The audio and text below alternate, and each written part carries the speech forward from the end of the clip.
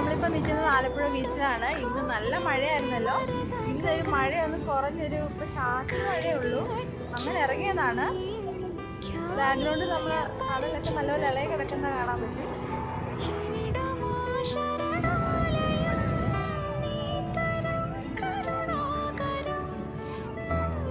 കണ്ടോ, ഇന്ന് നല്ല തിരയുണ്ട് കേട്ടോ. ആളുകളൊക്കെ കുറവാണ്.